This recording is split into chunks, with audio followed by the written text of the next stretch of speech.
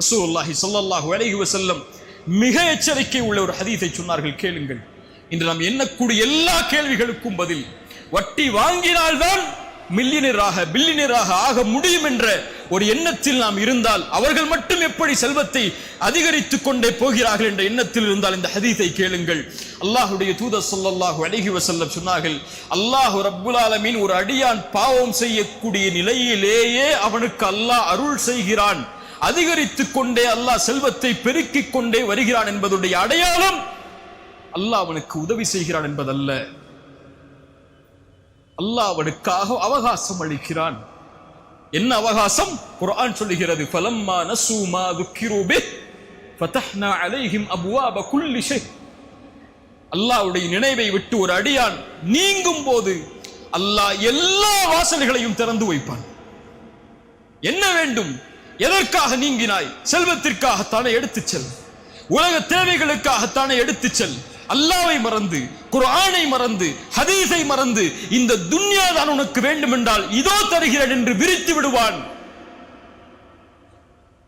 فلما نسوا ما ذكروا به فتحنا عليهم ابواب كل شيء حتى اذا ما فرحوا اوتوا. அவர்கள் அல்லாஹ் கொடுத்ததிலிருந்து நிம்மதியோடு இருக்கும் போது அஹத்னாஹும் பக்தா, திடீரென அல்லாஹ் பிடித்துக் கொள்வான். அதற்கு பிறகு அவர்கள் நஷ்டவாளிகளாக ஆகிவிடுவார்கள் என்று அல்லாஹ்வுடைய தூதர் ஸல்லல்லாஹு அலைஹி வஸல்லம் அந்த செய்தியை கூறிவிட்டு எமக்கு எச்சரிக்கை சொன்னார்கள். யம்ஹகுல்லாஹு ரிபா வ யுர்பிஸ் ஸதகாத். அல்லாஹ் ரப்புல் ஆலமீன் வட்டியை அழிக்கிறான், சதகாவை அல்லாஹ் வளர்க்கிறான். வட்டி எந்த செல்வத்தில் சேருகிறதோ அது உயர்வது போல் இருந்தாலும் அதை அல்லாஹ் அழித்து விடுவார் ஒரு நாள். சதகா அல்லாஹ்விற்காக கொடுக்கப்பட்டு சமூக நலனுக்காக ஒருவர் தன் அல்லாஹ் வழங்கிய செல்வத்திலிருந்து பகிர்ந்தளிக்கும் போது அல்லாஹ் அதை வளர்க்கிறான். ரசூலுல்லாஹி ஸல்லல்லாஹு அலைஹி வஸல்லம் சொன்னார்கள், ஒரு பேரித்தம்பழத்துடைய அளவிலேயோ அவர் கஷ்டப்பட்டு சேகரித்த செல்வத்தில் ஒரு அல்லாஹ்வுடைய பாதையில் ஒரு பேரித்தம்பழத்தை சதக்கா செய்கிறார், அல்லாஹ் அதை தன்னுடைய வலது கரத்தில் வாங்குவான்.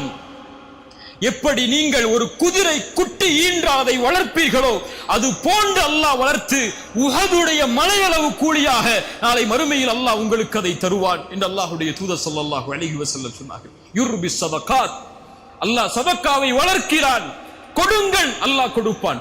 அன்ஃபிக் உன்ஃபிக் அலைக, இது இஸ்லாமுடைய நியதி. அது உன் செல்வம் பெருக வேண்டும் என்றால், உன் வாழ்வாதாரம் மேன்மையாக வேண்டும் என்றால் அல்லாஹ் கொடுத்ததை கொடு, அல்லாஹ் அதை அதிகப்படுத்துவான்.